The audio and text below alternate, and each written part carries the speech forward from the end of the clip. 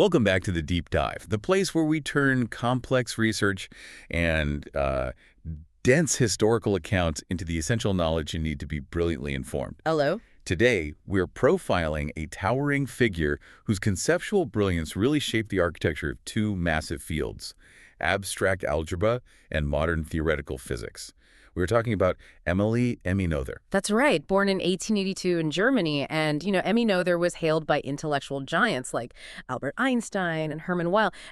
The very architects of 20th century science as the single most important woman in the entire history of mathematics. That is a staggering claim. And the sources you submitted detailing her life and work, they absolutely validate that assessment. They really do. We have a fantastic stack of material here covering her biography, which historians have categorized into three major distinct epochs of contribution. So our mission today is to go far beyond just a simple timeline.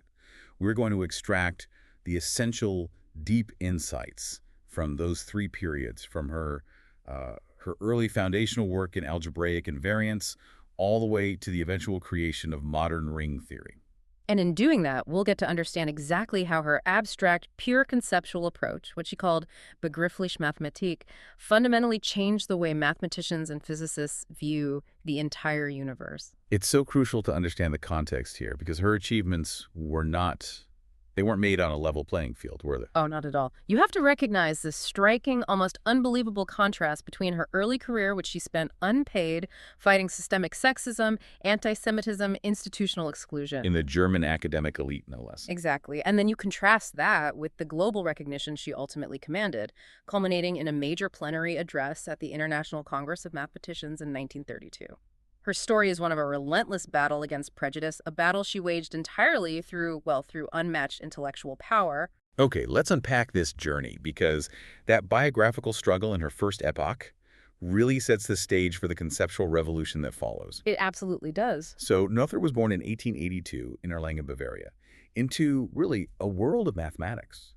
Her father, Max Noether, was a distinguished mathematician himself at the University of Erlangen, Nuremberg. Right. That familial proximity to the field must have been vital, but the institutional door was certainly not wide open for her. Far from it.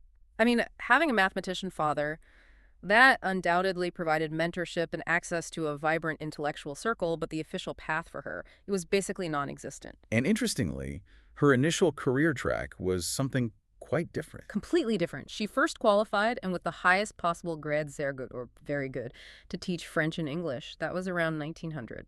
So she had this ready-made, very conventional career path waiting for her, but she chose instead to enter the notoriously rigid, male-dominated world of German higher mathematics. It was an act of quiet rebellion, really.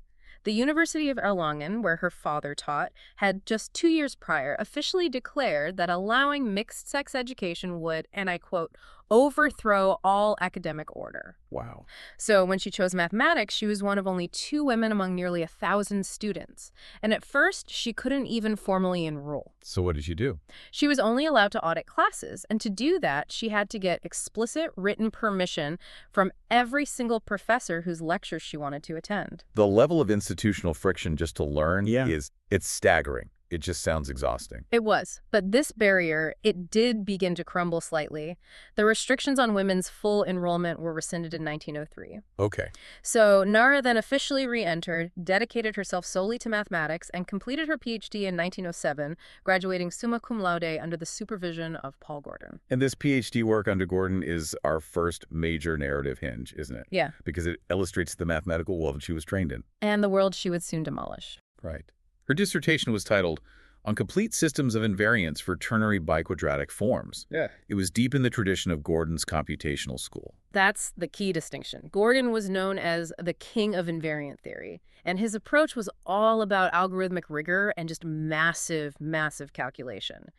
Noether's dissertation, for example, involved explicitly working out over 300 invariants. It was a monumental exercise in formal computation. And this is the very work that she later famously dismissed. Yes. She declared her early computational style, especially in contrast to the abstract conceptual approach she later developed. She just called it crap. Huh. It shows her immediate and dramatic intellectual shift. She was moving away from the laborious, concrete calculations of Gordon and really moving toward the revolutionary, abstract thinking that was being pioneered by David Hilbert in Göttingen. But this intellectual evolution, it didn't immediately translate into any kind of professional stability. After her doctorate, from 1908 to 1915, she worked at Erlangen's Mathematical Institute with no pay. 7 years. Unpaid. Occasionally she would substitute for her ailing father. The university, despite her qualifications and her obvious dedication, just refused to grant her a proper academic position, solely because she was a woman. That institutional exclusion was just persistent. So the greatest opportunity, but also the greatest fight, came in 1915. That's when David Hilbert and Felix Klein invited her to the University of Göttingen. And we have to be clear, this wasn't just a university. At the time, it was arguably the world center for mathematical research. And they needed her for something specific. They desperately needed her. Hilbert and Klein were deeply engaged with the new problems posed by general relativity, which Albert Einstein had just recently finalized. Specifically, they were running into these mathematical roadblocks concerning the consistency of conservation laws. Like the conservation of energy. Especially the conservation of energy, yeah, within the framework of general relativity. They knew Noether's expertise in invariant theory was absolutely essential to solving this. So she arrives at the intellectual epicenter of mathematics, invited by its greatest minds to solve a fundamental problem in physics. And yet, the institutional prejudice was just waiting for her. Oh, it was. The faculty objections to her appointment as private Dozent, which is the German qualification you need for tenure eligibility, they were vehement. The philosophical faculty protested on the explicit grounds of her sex. Just her sex. Well, historians also note that her social democratic political leanings and her Jewish ancestry definitely fueled some of the opposition, even before the rise of Nazism made those sentiments openly hostile. And this resistance is what led to that famous confrontation involving Hilbert. It is the single most defining anecdote about the absurdity of the whole situation. The opposition was fierce. There's a famous quote, often cited, from one faculty member who rhetorically asked, "What will our soldiers think when they return to the university and find that they are required to learn at the feet of a woman?" Unbelievable. And Hilbert's response just cuts right through that prejudice. It does. David Hilbert, focusing purely on her intellectual merit, reportedly stood up in the faculty meeting and indignantly declared that the university was not a bathhouse. It's such a concise way of saying that gender is utterly irrelevant to the pursuit of pure knowledge. It perfectly captures the frustration. You can just imagine this intellectual powerhouse-watching genius being actively sidelined by petty, archaic rules. But even with Hilbert's support, she was still locked out professionally. For 4 long years, she lectured and taught under Hilbert's name, officially acting only as his assistant to circumvent the faculty's refusal. And she remained completely unpaid. So what changed? Well, it was only after the upheaval of the German Revolution in 1918-1919, which brought about a significant shift in social attitudes and rights for women, that her habilitation was finally improved in 1919. And even that didn't bring any financial security. No, not at all. Her financial struggle continued well into her 40s. In 1922, she was granted the title of Nicht beim Titel außerordentlicher Professor, Which means an unpaid, untenured position. It's essentially a title without a salary. She only began receiving a meager, officially recognized salary in 1923 when she was appointed Lehrbeauftragte for Algebra, a lecturer for algebra. She never once achieved the highest salaried rank of Ordentlicher Professor or full professor in Germany. despite being the intellectual star of the institute. Right. It's just a remarkable testament to her dedication that she produced such world-altering work while operating under those conditions. Let's talk about that work. Despite the bureaucratic nightmare, this first epoch, from 1908 to 1919, was profoundly generative. Absolutely. Her initial focus remained on algebraic invariant theory, so expressions or quantities that remain constant under certain mathematical transformations. Right, like the length of a meter stick, staying the same no matter how you rotate it. Or the volume of a liquid being constant regardless of the shape of the container. Those are the invariants. Precisely. And her early work extended the results of Gordon, but she very quickly abandoned his computational approach for the conceptual methods of Hilbert. Hilbert had famously proved the finite basis problem for invariants, showing that even if you can't explicitly calculate all the basis invariants, you know they must exist and that there is a finite set of them. And that was a profound shift in thinking. It was a huge shift, from calculation to proof of existence and structure. The sources describe her transition from an extreme example of formal computations in her dissertation to an extreme and grandiose example of conceptual axiomatic thinking. This is the intellectual pivot we really need to focus on. It is. She shifted from asking how to calculate an invariant to asking what structural properties allow an invariant to exist in the first place. And that mindset prioritizing structure over specific examples is what would define her entire legacy. During this first epoch, she also published foundational work on something called the inverse Galois problem in 1918. Yes, and this is a really deep, deep question in mathematics. Okay, so we need that conceptual scaffolding for you, the listener. If regular Galois theory relates the symmetries of an equation to its solutions, what does the inverse problem ask? That's a great way to frame it. So Galois theory gives you a systematic way to associate a group of transformations, a Galois group, with a given field extension, which is often formed by the roots of an equation. The inverse problem just flips the script. How so? It asks, given an arbitrary group, say, the symmetry group of a tetrahedron, can we always find a field extension whose Galois group is that specific pre-selected group? So it's asking if every possible symmetry structure can be represented by the solutions to some equation, which, as you said, sounds almost impossibly broad. It is exceptionally difficult. What Noether did was reduce this huge question to a specific manageable problem that became known as Noether's problem. This problem asks whether the fixed field of a specific action of a group on a field of rational functions is always what's called a pure transcendental extension of the base field. That's a mouthful. It is, but she showed it was true for small dimensions 2, 3, and 4, which provided crucial progress on this massive problem. And what's the ultimate verdict on it? Well, although Noether provided that initial critical reduction, the full inverse Galois problem still remains one of the greatest open questions in mathematics. Her work gave mathematicians the tools to attack it, but the general solution is still elusive. It just shows the scale of the challenges she was willing to tackle.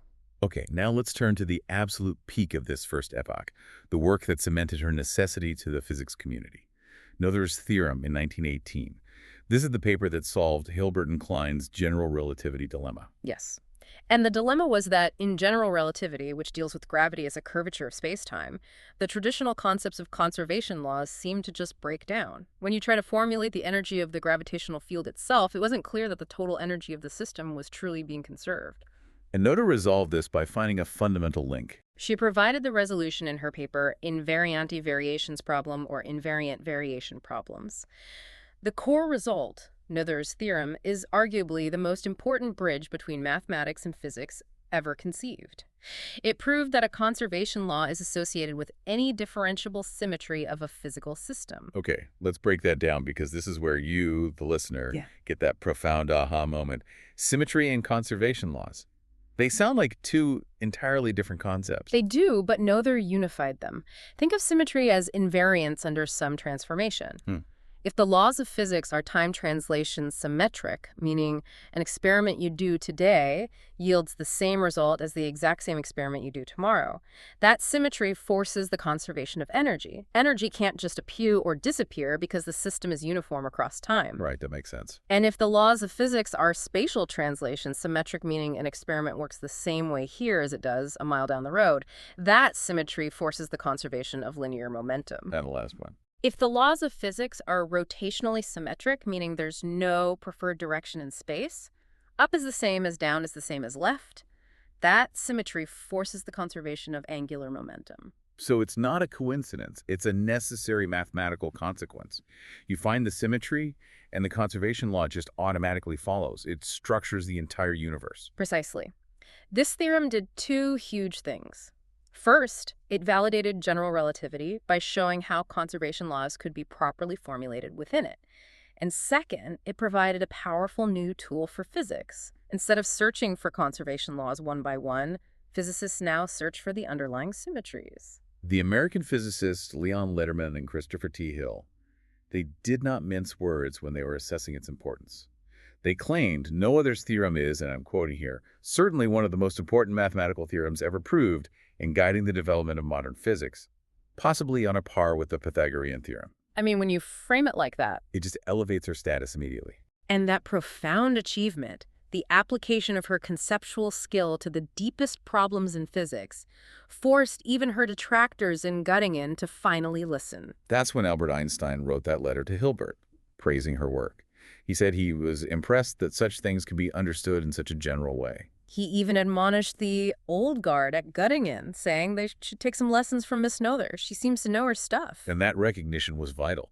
That triumph allowed her to secure her initial, albeit unpaid, academic footing.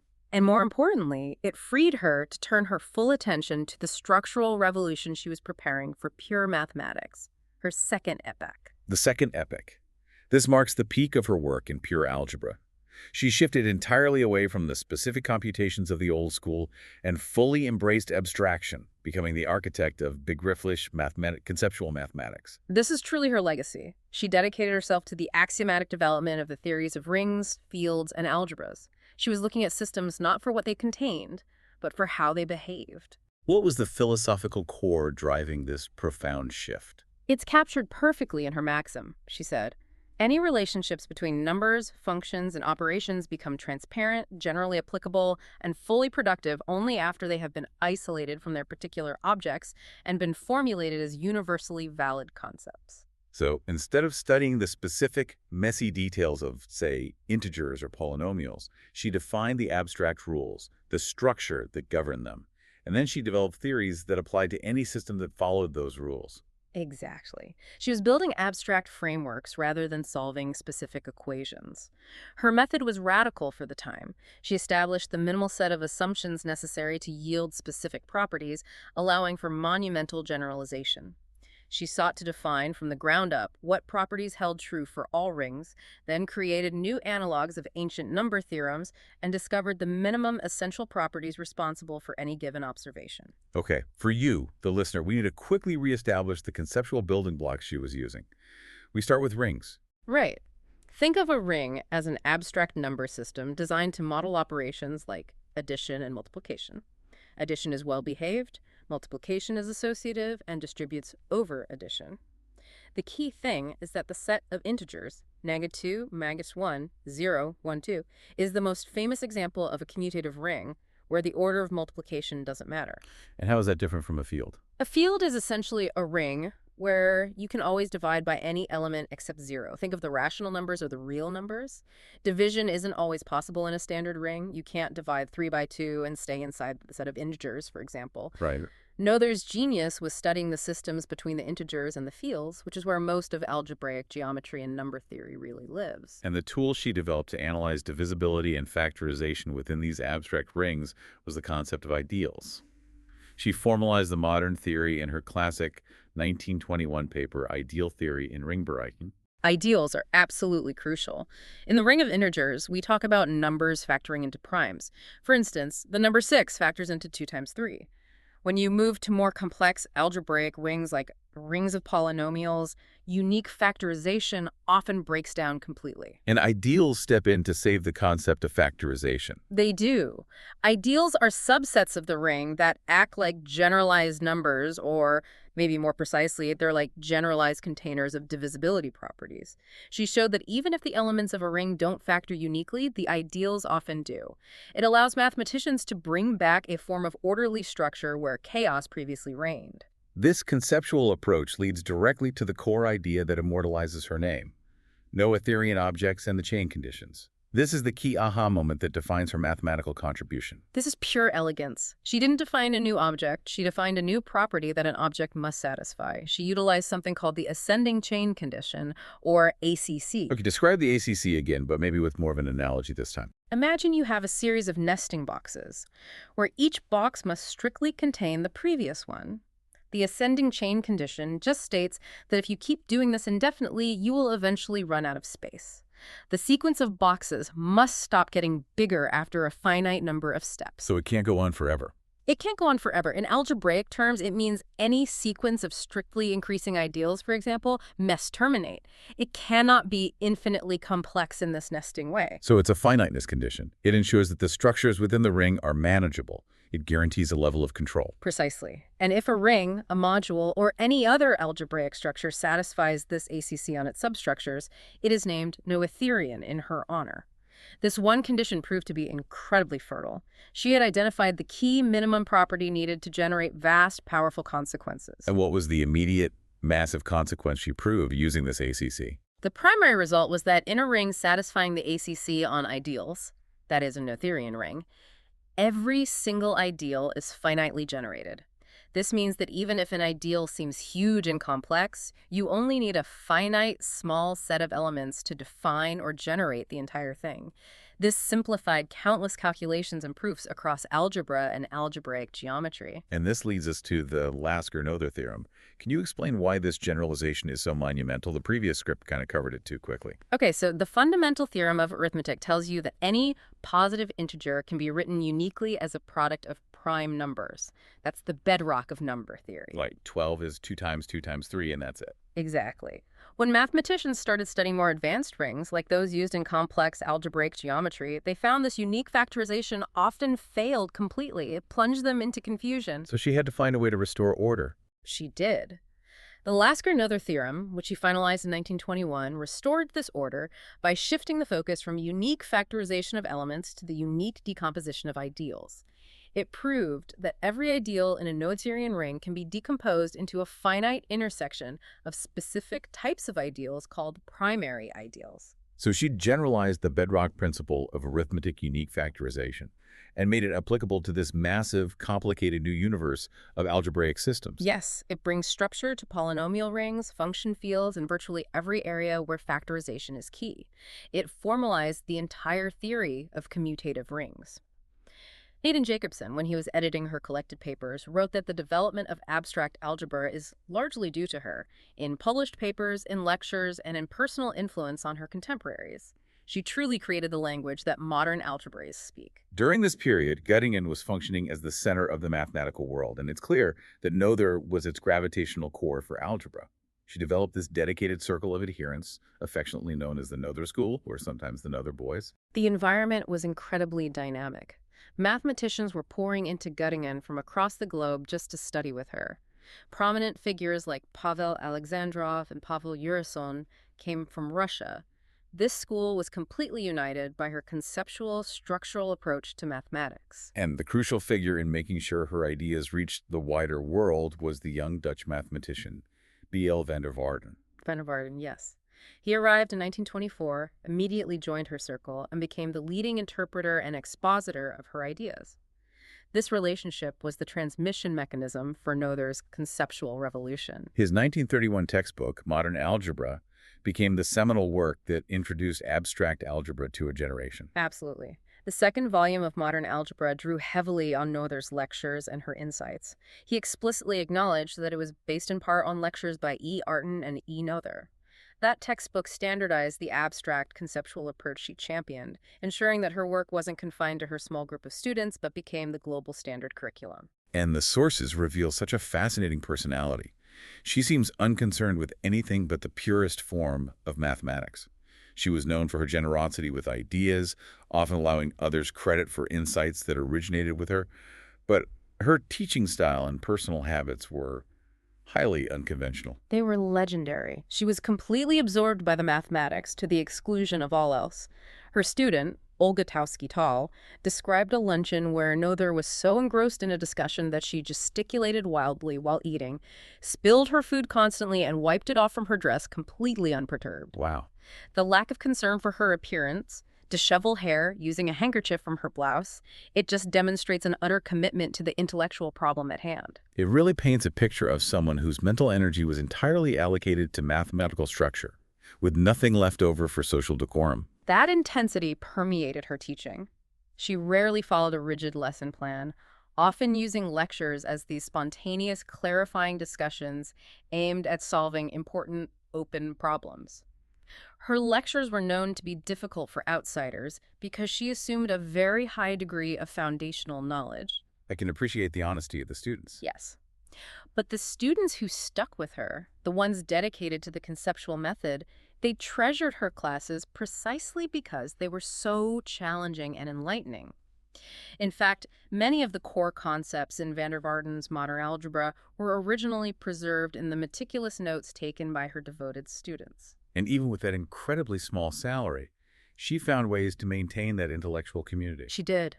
There's a wonderful anecdote about her deep-seated enthusiasm. On one occasion, when the Göttingen Mathematical Institute was closed for a state holiday, she simply gathered her class on the steps outside the building, led them through the woods, and continued the lecture at a local coffee house. For Noether, mathematics wasn't confined to a lecture hall. It was a way of life, and she instilled that profound devotion in her students. It is remarkable that this engine of pure conceptual creativity, which changed the entire framework of modern algebra, ran for so long on minimal financial resources, fueled only by genius and absolute passion. And that devotion carried her directly into her final and most complex field of study. As we move into her third epoch, from 1927 to 1935, Noether's focus shifts to even more advanced structures. Non-commutative algebras, hypercomplex numbers, and the unification of representation theory with the theory of modules and ideals. Right, and we should define non-commutative for you, the listener. We established that in a standard ring, multiplication is commutative, a times b equals b times a. In a non-commutative system, the order matters. Okay, what's a good example? The most familiar example is matrix multiplication. If you multiply two matrices, A and B, the product AB is usually not the same as BA. So she was applying her abstract tools to these messier, more complex structures where the rules of arithmetic are slightly less cooperative.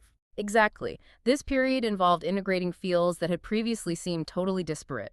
She successfully subsumed the complex structures of associative algebras and representation theory, which studies how abstract groups can be realized as matrix groups, into a single arithmetic theory based on the structure of modules and ideals in rings satisfying her beloved ascending chain condition. And this required intense collaboration with other leading mathematicians. It did. She collaborated most closely with Emil Artin, Richard Brouwer, and Helmut Hasse to establish the foundation of what are called central simple algebras. These are specific, highly structured types of non-commutative rings. She was looking for a way to classify and bring order to these complex systems. So what was the result of this collaboration? The absolute crowning achievement of this period was the Brouwer-Hasse-Noether theorem in 1932. Okay, this is a complex result, so we need to provide some robust conceptual scaffolding. What problem did this theorem solve, and what does it mean for an algebra to split? The problem was one of classification. Mathematicians had this messy, diverse collection of division algebra systems where division works, but multiplication might not commute. Think of quaternions, which are a kind of division algebra. The big question was, is there a unified way to describe all possible finite-dimensional division algebras over a number field? So she was looking for a universal Rosetta Stone to classify all these different types of algebraic numbers. Precisely. And the theorem provided the ultimate classification. It proved that every finite-dimensional central division algebra over an algebraic number field must split over a cyclic cyclotomic extension. Okay, that sounds dense. What does splitting mean conceptually? Conceptually, it means that even though these complex division algebras look different, they all behave simply once you enlarge the number field slightly. For any given division algebra, you can always find a specific simpler field extension, the cyclic cyclotomic extension, which, when you combine it with the algebra, turns the messy division algebra into a simple matrix algebra. So splitting means turning the complicated structure back into something simple and familiar, like a matrix.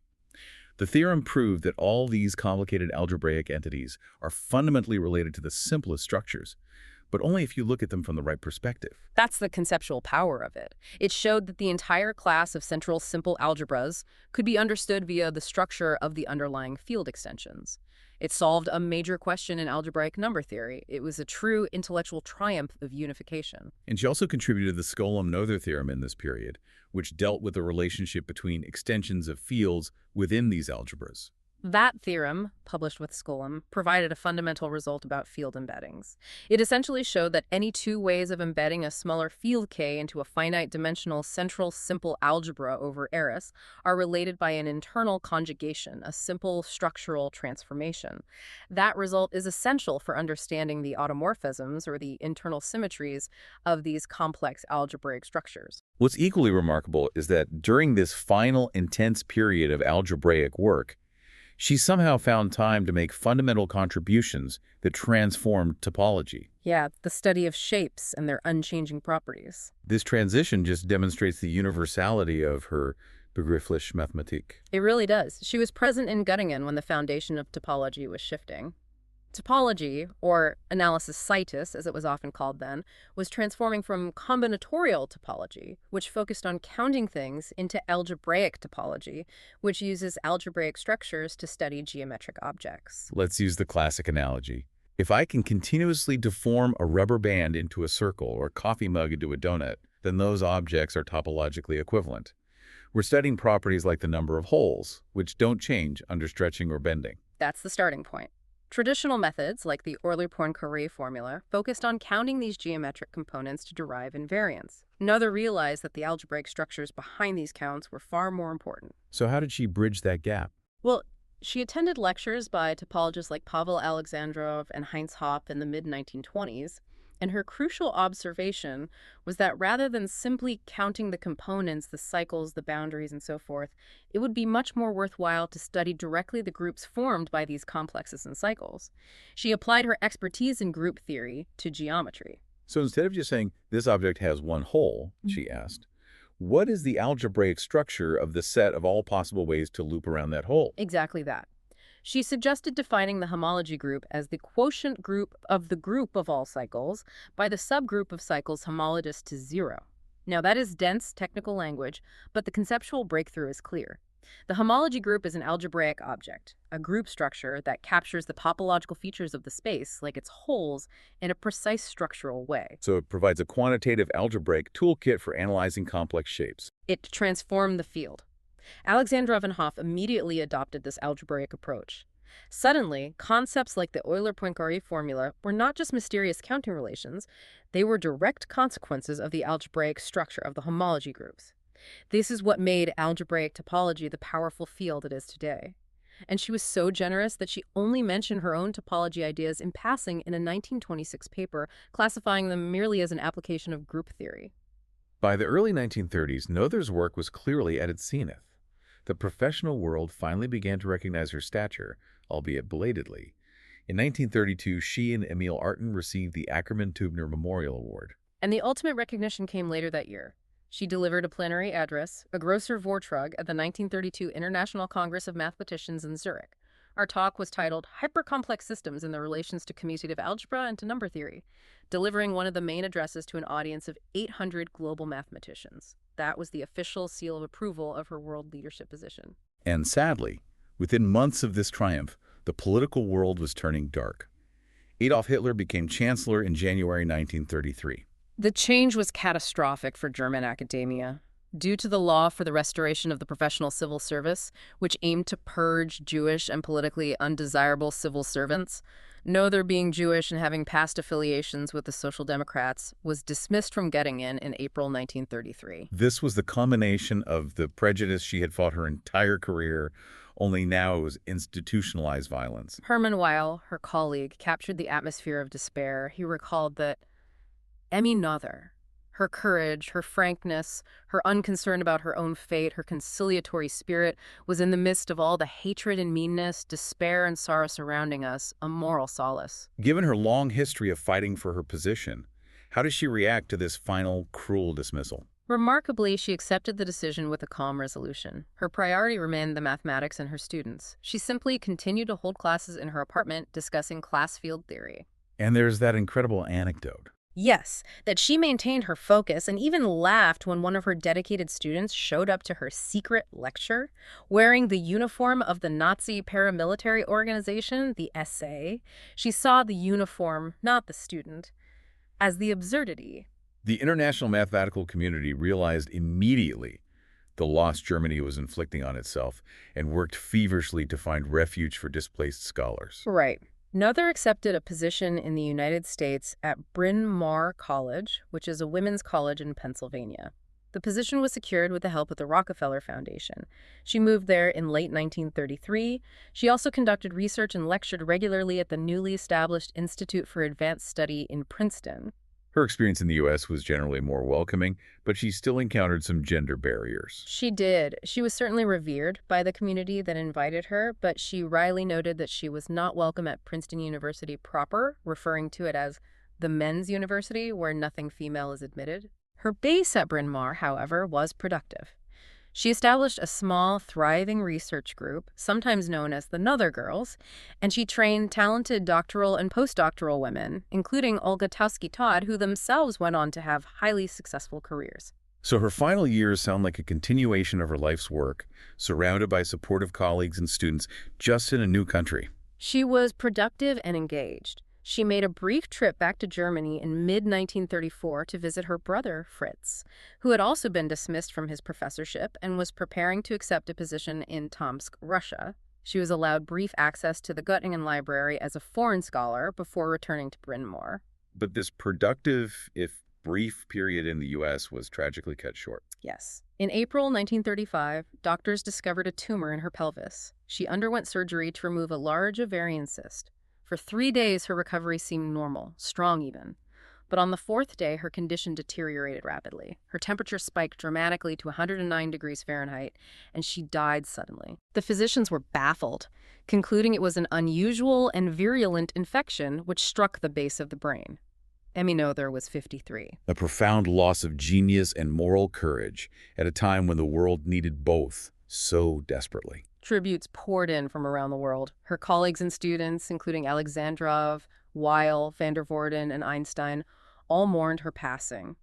Her ashes were interred beneath the walkway of Bryn Mawr's old library, a quiet, final resting place for a woman who fundamentally rewrote the rules of algebra. Looking back at Emmy Noether's life, we see 3 decades of relentless, revolutionary intellectual output achieved despite fighting this constant, petty institutional opposition. We focus today on the conceptual structures she built. So what is the final recap of her indelible impact across those 3 epochs? Well, in her first epoch, she delivered the physics-changing Noether's theorem, providing the essential link between conservation laws and the symmetries of a physical system. Then, in her second epoch, she essentially created modern commutative ring theory, using that elegant ascending chain condition to define Noetherian rings and generalizing the fundamental theorems of arithmetic to the structure of ideals. And finally, in her third epoch, she unified complex fields through her work in non-commutative algebra, most notably the classification provided by the Brouwer-Haas-Noether theorem. And she gave the field of algebraic topology its modern algebraic toolkit through the concept of homology groups. So she did not just solve the mathematical problems over time, she provided the language and the framework necessary to tackle the problems of the next century. That's right. She showed mathematicians how to stop calculating specific examples and start defining universal structure. To bring the story full circle, let's reflect again on Albert Einstein's powerful tribute, which he wrote for the New York Times after her death. He called her the most significant creative mathematical genius thus far produced since the higher education of women began. It's an undeniable truth. She permanently expanded the boundaries of what was mathematically possible. So here's a final provocative thought for you, the learner, that connects Noether's work from 1918 directly to today's cutting edge. Noether's theorem proved that seeking symmetries yields conservation laws.